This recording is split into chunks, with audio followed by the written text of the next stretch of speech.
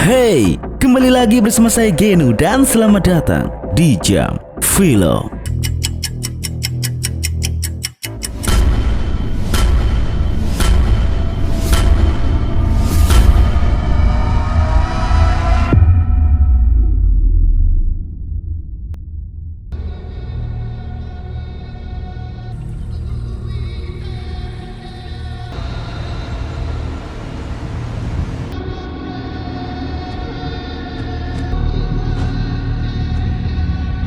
Kisah ini berlatar pada tahun 1830 di lautan Tasman di antara kepulauan Australia dan Selandia Baru. Kita diperlihatkan sebuah kapal pelaut yang terombang-ambing oleh badai di malam itu. Dan disinilah kita diperkenalkan dengan Thomas Munro, seorang pendeta sekaligus penumpang eksklusif yang dimana kapal itu memang bertugas untuk mengantarnya ke suatu tempat.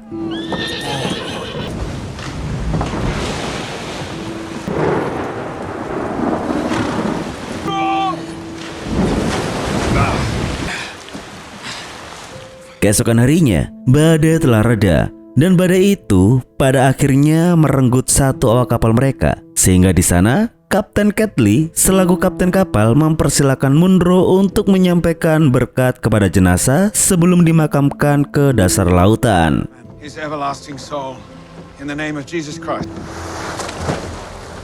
Setelah itu, kapal tersebut terus berlayar melanjutkan perjalanan. Di siang yang cerah itu kita diperlihatkan hobi yang dimiliki oleh Munro, yaitu menggambar apapun yang dia lihat di buku catatannya. Dan yang dia gambar adalah seorang pemuda yang bernama Wenuku. Catley menjelaskan anak muda itu adalah anak dari seorang bangsawan yang memang sengaja dititipkan oleh ayahnya ke Catley untuk diajari dalam keahlian laut. Selanjutnya, kapal mereka pun terus melaju hingga mendekat ke sebuah pulau. Pulau yang dikenal menjadi tempat tinggal banyak dari suku-suku Maori. Dan sedikit penjelasan, suku Maori itu terbagi menjadi beberapa iwi atau suku besar. Dan setiap iwi itu terbagi lagi menjadi beberapa klan atau keluarga. Oke, paham ya dari sini ya? Dan Catley akan berlabuh ke pulau tersebut untuk menebang beberapa pohon untuk keperluan perbaikan kapalnya. Munro memilih untuk membawa kudanya juga dalam pendaratan tersebut yang cukup membuat Kapten Catley ini terkejut dan geleng-geleng kepala melihat keahlian yang Munro miliki. Sehingga setelah itu, Munro pun menyisir pantai dengan kudanya dan menikmati suasana yang ada di sana. Singkat cerita, ketika Munro menjelajahi hutan sekitar pantai, dia bertemu dengan seorang wanita suku setempat. Di sana, Munro mencoba untuk berkomunikasi dengan wanita itu, menunjukkan gestur bahwa Munro hanyalah pendatang dan tidak ada yang perlu dikhawatirkan. Tetapi tidak lama setelah itu, keluarlah beberapa pria suku dengan wajah sentimen mereka. Dan untung saja, kelompok Kapten Catley pun segera datang, di mana ternyata Kapten Catley ini bisa menggunakan bahasa mereka dengan fasih. Catley meminta maaf kepada mereka karena ketidaktahuan Munro yang sudah menerobos ke teritorial mereka, di mana Catley juga menjelaskan bahwa keperluannya hanyalah menebang beberapa kayu untuk perbaikan kapalnya. Dan setelah melakukan pertukaran sederhana, keadaan pun kembali kondusif. Lanjut, karena Catley ini membutuhkan waktu untuk perbaikan, dia pun memutuskan untuk ngecamp satu malam di pulau itu. Dan Munro, di sana dia kembali berkeliling di sekitar pantai sambil menjaga jarak agar tidak melanggar batas teritorial seperti tadi. Namun tiba-tiba dia mendengar suara kegaduhan dari dalam hutan dan ternyata itu adalah sebuah perang antar klan. Catley yang menyadari perang tersebut, dia mengurungkan niatnya untuk ngecamp dan ingin segera melanjutkan perjalanannya untuk mengantar Munro.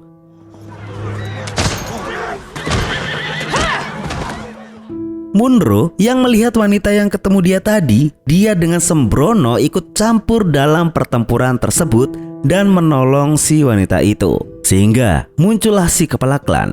Dan mengejutkannya lagi adalah Wenuku adalah salah satu dari klan itu. Dia adalah anak dari kepala klan Ngati Ruapi, yaitu Te Akatarewa. Memang benar seperti yang diceritakan oleh Catley tadi ya di awal ya, anak bangsawan. Tetapi ternyata anak dari kepala suku. Di sana, Munro ingin si kepala suku melepaskan wanita itu bersama dengan suaminya atas dasar kemurahan hati. Tidak lama setelah itu, kelompok Ketli pun datang dan langsung memberi hormat kepada si kepala klan yang memang mereka sudah saling kenal. Sehingga berkat itulah Akatarewa bersedia untuk sedikit berunding. Dia mau melepas kedua sandranya asalkan ada tebusan yang setimpal. Sehingga Munro pun mengajukan kuda miliknya yang dia miliki satu-satunya itu untuk penebusan. Tetapi hal itu tidak cukup. Artinya satu kuda, satu nyawa, dan Munro tidak bisa memilih di antara keduanya. Sehingga akibat hal tersebut, Akatarewa pun langsung membuat keputusannya sendiri, yaitu membunuh yang laki-laki dan melepaskan si wanita.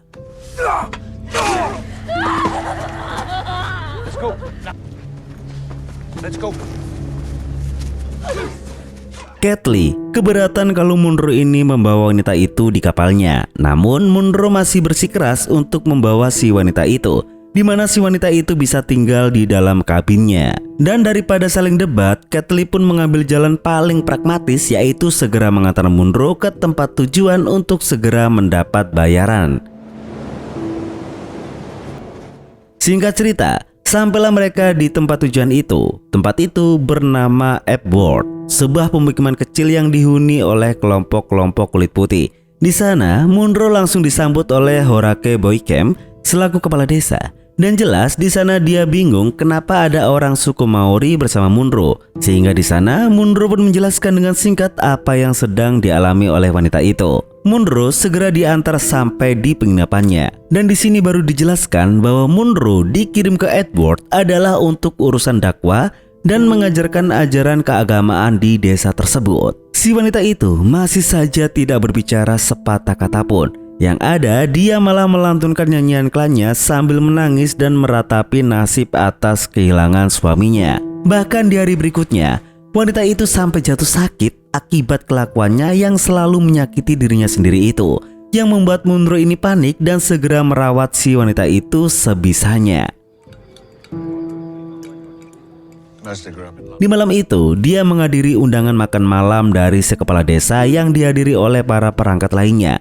Lalu dalam kesempatan tersebut, Munro dijelaskan ternyata tanah yang mereka tempati ini statusnya adalah tanah sewaan yang berada dalam kuasa suku Maori dari klan Ngati-Hau, di mana mereka harus membayar biaya sewa itu dengan bantuan subsidi dari kerajaan Inggris. Tetapi ada sesuatu yang diresahkan oleh si kepala desa itu, dan itu bukan dari klan si tuan tanah, melainkan ada klan lain yang isunya memiliki seorang kaisar perang yang sangat serakah, di mana dia melancarkan serangan terhadap klan-klan lain dan mengklaim tanah mereka. Mendengar hal tersebut, Munro pun langsung nyeplos satu nama, apakah itu Akatarewa? Dan itu benar, sosok itulah yang dikhawatirkan oleh penduduk desa. Dan kalau membahas orang itu, Munro pun mengatakan wanita yang dibawanya itu tadi adalah salah satu dari korban keganasan dari Akatarewa. Wanita itu kini sedang sakit dan Munro menanyakan tentang kebutuhan medis tersebut. Namun,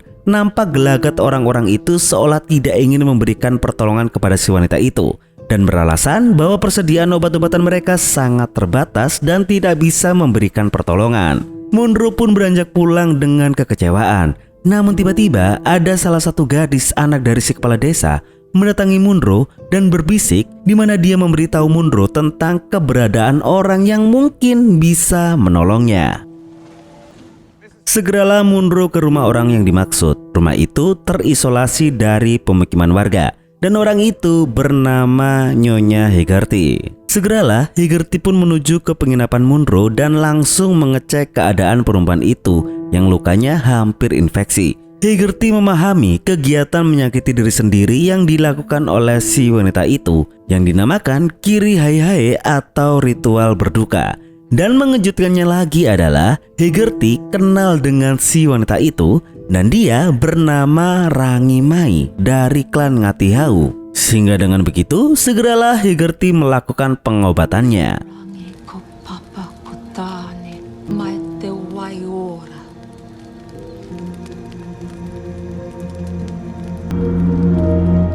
Di keesokan harinya, Rangimai akhirnya berhasil membaik berkat bantuan Hegarty. Sedangkan Munro yang bahkan belum sempat nyeruput kopi paginya itu tiba-tiba dikejutkan oleh sebuah kegaduhan di tengah desa.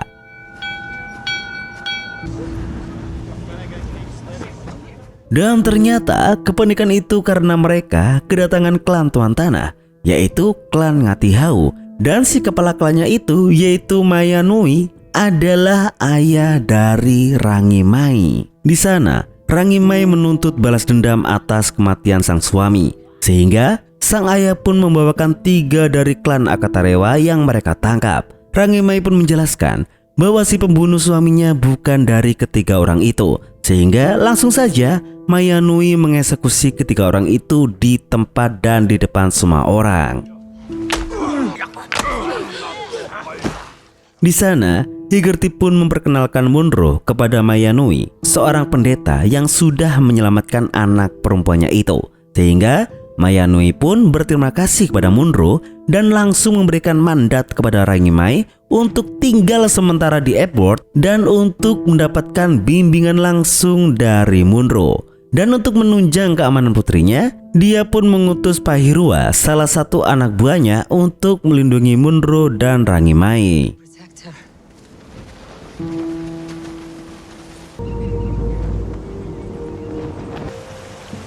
Berhari-hari telah berlalu, Rangimai dan Pahirua menjadi asisten Munro dalam melakukan tugas khotbahnya di gereja. Kepala desa dan perangkat merasa senang dengan adanya Munro di sana, dengan harapan bisa menambah ketakwaan masyarakat Epworth. Namun tetap saja kepala desa merasa masih risih dengan adanya orang Maori itu, sehingga Munro selalu berusaha untuk menanggapi komentar tersebut dengan jawaban-jawaban yang bijaksana. Tidak hanya masalah diskriminasi teman-teman, perbedaan pun juga terjadi di tanah itu. Tuan Petgut, si penjual toko kelontong yang ada di sana, malah langsung berterus terang bahwa dia tidak ingin menganut kepercayaan yang Munro sebarkan, di mana dia mengklaim dia telah memiliki kepercayaan sendiri yang sudah dia yakini, dan dia tidak peduli kalau semua orang tidak mau akrab dengannya seperti yang selalu ia rasakan selama ini. Tapi sekali lagi, Munro selalu bersikap dewasa atas perbedaan tersebut.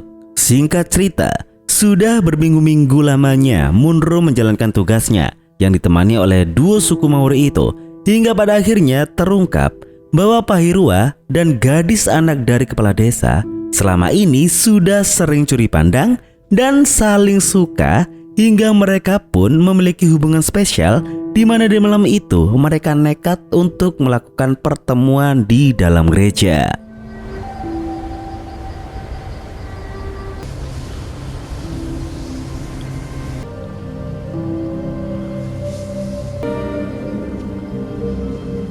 Di malam-malam berikutnya, ada sebuah festival dansa, di mana di malam itu Rangimai mengikuti acara tersebut yang langsung diantar oleh Munro, dan mereka pun menikmati acara pada malam itu.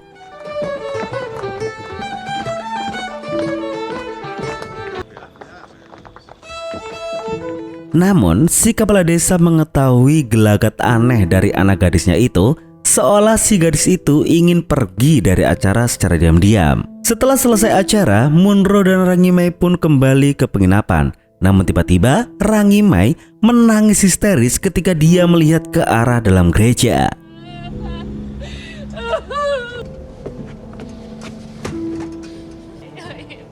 Ya, Pahirua ditemukan tak bernyawa dengan keadaan kepala bersimbah darah. Artinya, telah terjadi sebuah pembunuhan di malam itu. Sehingga dengan begitu, Munro pun kembali ke tempat acara itu dan langsung menuju ke gerombolan kepala desa dan para jajaran perangkatnya, meluapkan emosinya di sana dan menegaskan bahwa dia akan menangkap si pembunuh itu.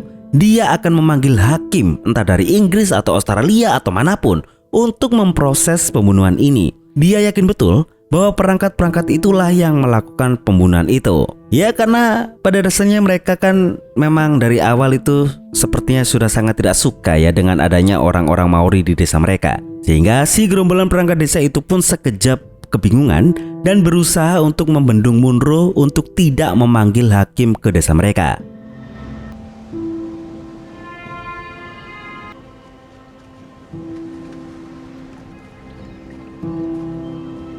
Di keesokan harinya, Munro tiba-tiba dihampiri oleh perangkat desa, di mana mereka mengaku telah berhasil menangkap si pembunuh. Dan ternyata Munro melihat Tuan Petgut sudah dalam keadaan diikat dan wajahnya babak belur.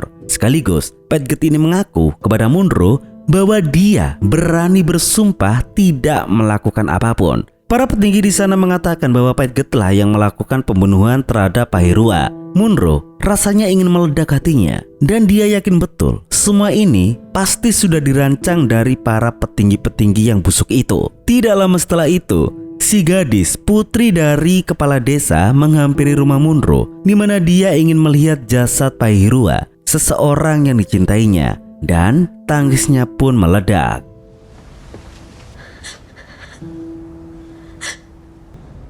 Selanjutnya, Munro berencana untuk menuju ke Ngati-Hau untuk memulangkan jasad Pahirua, sehingga gadis itu pun bersedia untuk memberikan kudanya kepada Munro sebagai bentuk pertolongan terakhirnya agar jasad dari Pahirua ini bisa cepat sampai ke sana. Berangkatlah mereka bertiga, dan sebelum keluar desa, kepala desa dan perangkatnya menemui Munro dan berusaha untuk membujuk Munro kalau setibanya nanti di klan Ngati-Hau dan bertemu dengan Mainui, mereka ingin Munro mengatakan bahwa keadilan sudah ditegakkan. Pembunuhnya juga sudah tertangkap dan mendapatkan hukumannya setimpal. Tetapi Munro dengan tegas mengatakan bahwa dia tidak akan mengatakan hal itu dan langsung mengacangi para elit desa itu. Here. Built you a chapel. It's in return.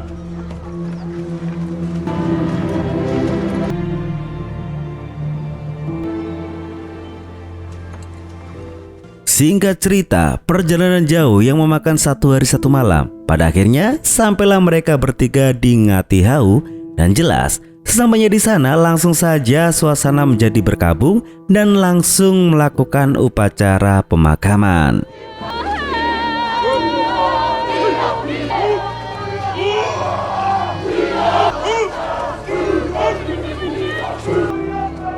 Di malam harinya, mereka mengadakan perkumpulan. Dan di sana, Munro menjelaskan kedatangannya ini adalah dia merasa bertanggung jawab atas apa yang terjadi pada Pahirua. Sehingga di sana, Mainui pun mendiskusikan balasan apa yang setimpal untuk para warga Epworth. Apakah si pelaku harus segera ditangkap dan diganjar oleh balasannya setimpal, yaitu dieksekusi, atau semua penduduknya harus diusir dari kepulauan itu. Namun Munro lebih menyarankan untuk tidak melakukan hal itu, di mana Munro memberikan jalan tengah, di mana Mainui bisa melakukan cara lain, salah satunya dengan menaikkan harga sewa untuk mereka. Itu cukup masuk akal, sehingga sang kepala suku pun setuju dengan saran tersebut.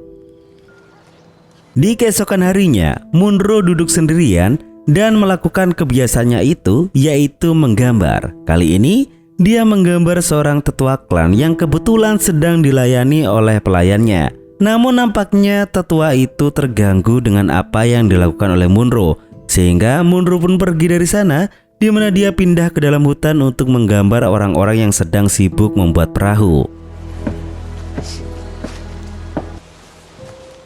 Selanjutnya, ketika Munro ini ingin kembali ke kamarnya, tiba-tiba dia mendengar suara tembakan di balik hutan. Segeralah dia menuju ke sumber suara tersebut dan meninggalkan buku catatannya itu. Dan di kesempatan itulah, tetua menyuruh pengawalnya untuk mengambil buku catatan Munro.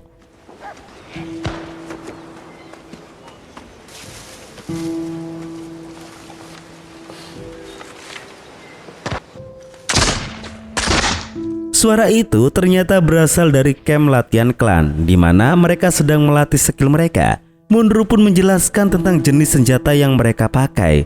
Nampak di sana Munro begitu sangat paham dengan ability senjata tersebut. Bahkan memberikan trik kepada mereka bagaimana cara reload yang lebih cepat dan melancarkan bidikan yang lebih baik.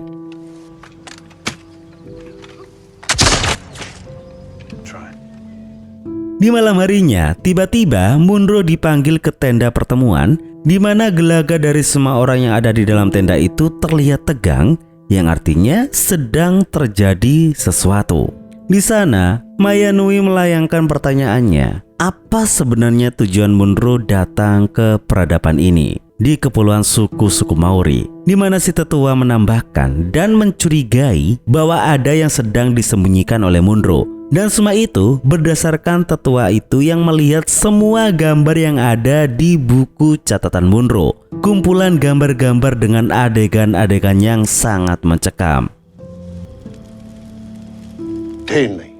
Dan disinilah Munro membuka rahasia terbesarnya. Perjalanan yang dia lakukan ini semuanya itu karena rasa trauma dan rasa bersalah yang berkepanjangan. Dulu dia adalah seorang tentara angkatan darat Inggris. Lalu ada satu masa di mana dia memimpin sebuah serangan di bawah perintah tegas untuk tidak mengampuni musuh. Dia pun masuk ke dalam kepulan asap tebal dan kebingungan. Atas pandangan yang terbatas itu, dia dan pasukannya tidak dapat menggunakan senapan karena tidak bisa membedakan mana teman dan mana musuh.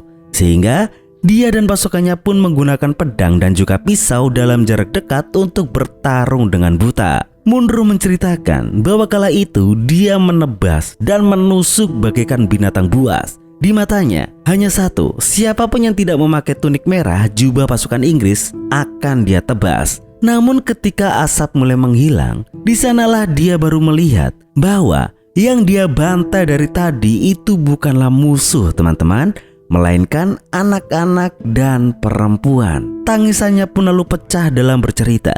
Dia baru menyadari bahwa yang dia serang adalah sebuah sekolahan di mana tempat para anak dan perempuan berlindung. Sehingga atas dasar inilah dia keluar dari dunia militer. Dia memilih jalan sebagai pendeta dan berkeliling untuk menyebarkan agama Tuhan. Terlepas dia sebenarnya masih belum bisa mengampuni perbuatannya sendiri. Dan jika bisa memilih, dia sebenarnya lebih memilih untuk Tuhan segera menghukumnya.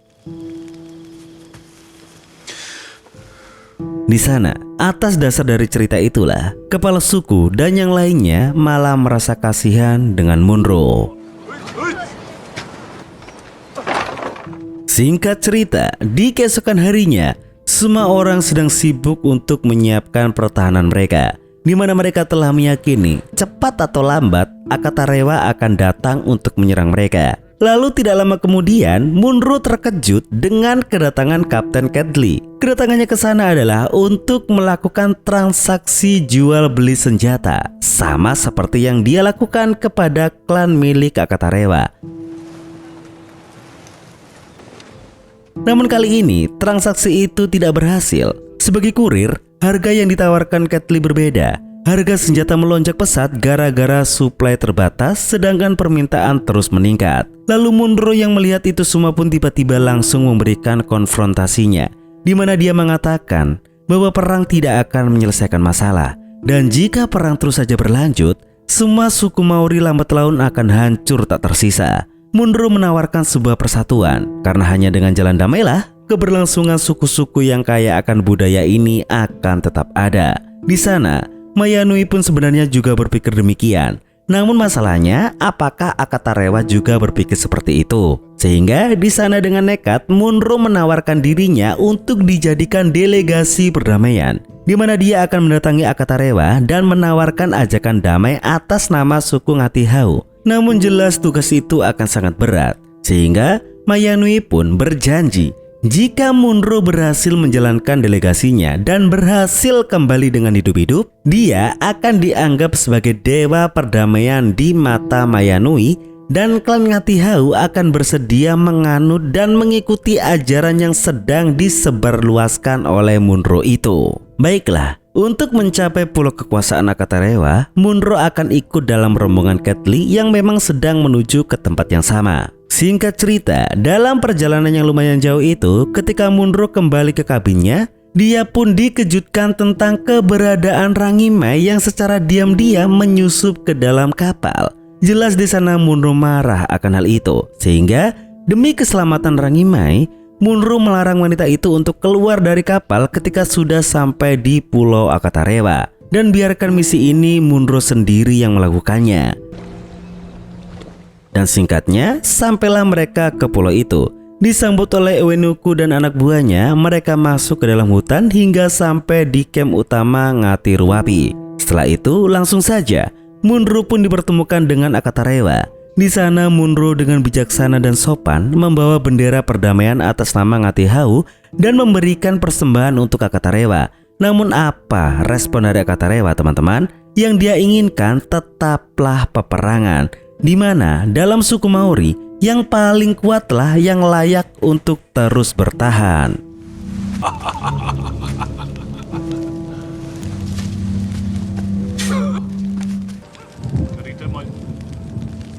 Delegasinya itu jelas gagal total. Dia pun keluar dengan rasa kecewa yang sangat besar.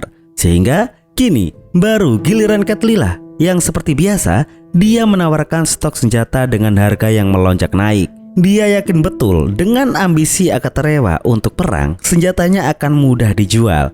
Namun apa yang terjadi teman-teman? Ya, inilah yang terjadi. Kegiatan jual beli itu berubah menjadi pembajakan dan pembunuhan terhadap Caitlyn dan semua krunya. Munro yang menyadari bahwa ada yang tidak beres, dia pun segera bergegas. Namun sayang dia sudah diserang oleh satu prajurit tangguh milik Ngati Ruapi.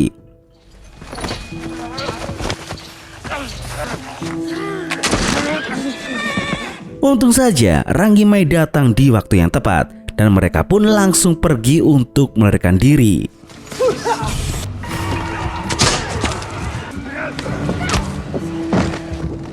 Akaterewa berhasil membajak persenjataan dan kapal milik Caitlyn, dan untuk selanjutnya dia sudah sangat siap untuk menyerbu klan milik Mayanui, yaitu klan Ngati Hau.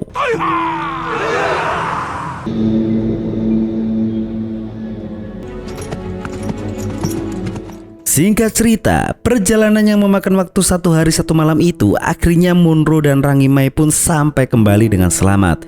Langsung saja di sana Munro menjelaskan semua yang sudah terjadi, dan Munro di sana menjelaskan bahwa Akaterewa akan membawa prajurit yang banyak, persenjataan yang lengkap, dan satu lagi, mereka kini memiliki kapal berteknologi meriam dan juga mortir. Tetapi jelas, Mayanui tidak gentar sedikit pun. Bahkan klannya pun sudah siap mati demi pertempuran yang tak terelakkan itu. Sehingga tidak ada pilihan, Munro bersama dengan Hegarty, mereka pun juga siap untuk berperang bersama dengan klan Ngati Hau.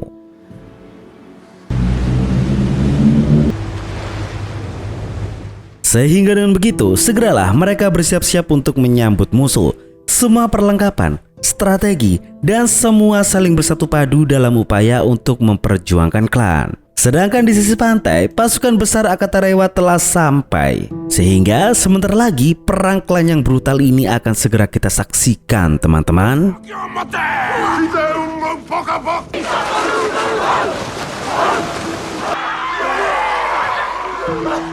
Setelah ritual persiapan dari kedua kubu selesai dilakukan, inilah perang yang brutal itu.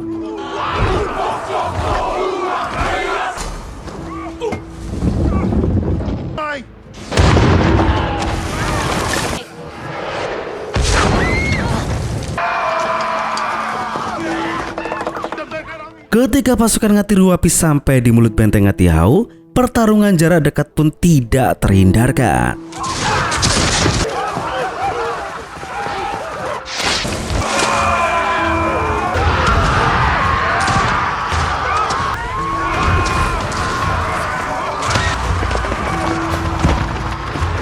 Melihat hal tersebut, Mayanui pun memberi instruksi untuk melakukan strategi yang sudah dia siapkan.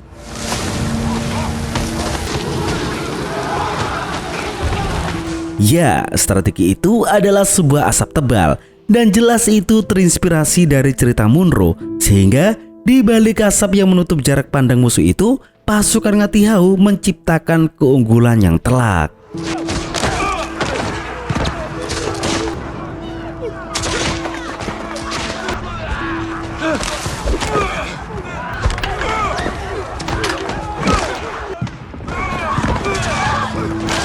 Kini, Munro yang dibantu oleh Hegarty pun sudah siap dengan persenjataan mereka, yang dimana hal itu bertepatan dengan fase adu tembak yang mengerikan.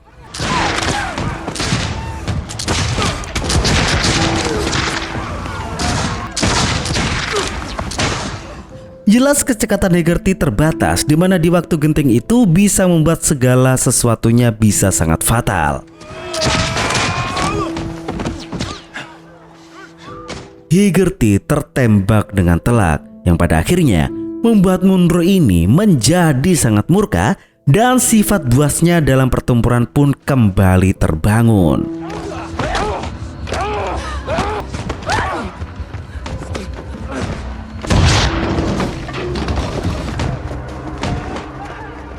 Hingga pada akhirnya teman-teman, pertempuran yang brutal itu pun dimenangkan oleh klan Ngati-Hao. Sehingga mau tidak mau Akatarewa pun harus menelan kenyataan yang pahit itu. Di bibir pantai tidak ada yang bisa mereka lakukan. Kehancuran absolut bagi pihak Akatarewa. Di sana dengan masih memegang teguh pendiriannya, Akatarewa menolak untuk dikasihani. Dia sebagai kepala klan memilih untuk mengakhiri semuanya dengan jalur kesatria. Meskipun Mayanui menawarkan ampunan, Akatarewa bersikeras untuk Mayanui menjalankan tradisi itu, yaitu sang ketua klan harus mati. Selanjutnya untuk Uenuko, di sana kembali lagi Mayanui menawarkan sebuah jalan perdamaian di mana tradisi peperangan ini harus segera diputus dan diakhiri, sehingga Uenuko pun tidak mengikuti pemikiran konservatif ayahnya. Dia pun bersedia untuk menerima ampunan itu dan bersedia kedua klan untuk dipersatukan.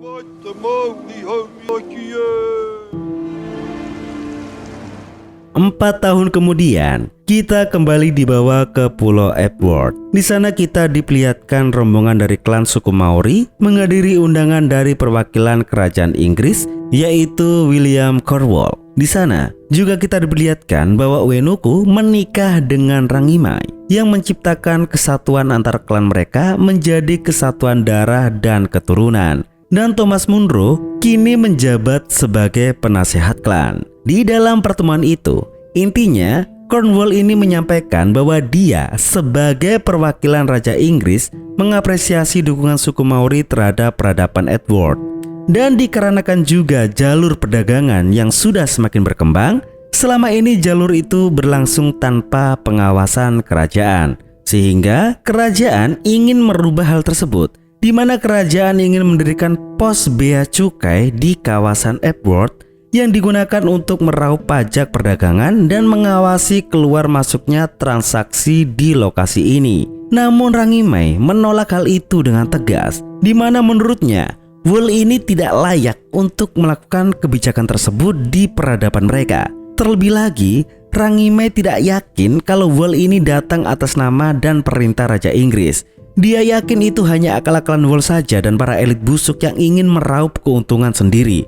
Dan Munro juga menambahkan bahwa tanah ini milik peradaban suku Maori yang akan tetap dimiliki oleh seluruh generasinya nanti. Dan Maori tidak akan menutup diri dan bersedia untuk bernegosiasi. Dan yang sangat ditekankan Munro adalah jika Yang Mulia Inggris ingin penduduk Edward ini tetap di tanah ini, mereka harus tetap membayar biaya sewa. Begitupun juga dengan hal jika mereka ingin mendirikan pos bea cukai di kawasan ini. Mereka, pihak Inggris, juga harus membayar biaya pembangunan pos tersebut.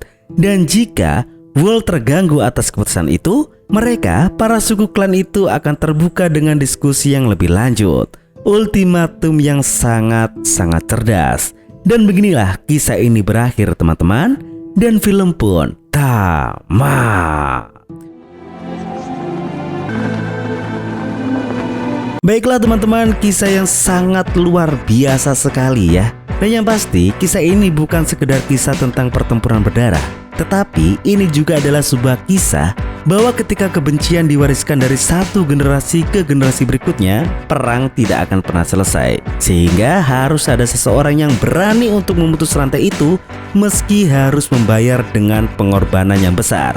Jadi sekian dari saya Geno, mewakili Jam Film pamit undur diri dan sampai jumpa di video selanjutnya.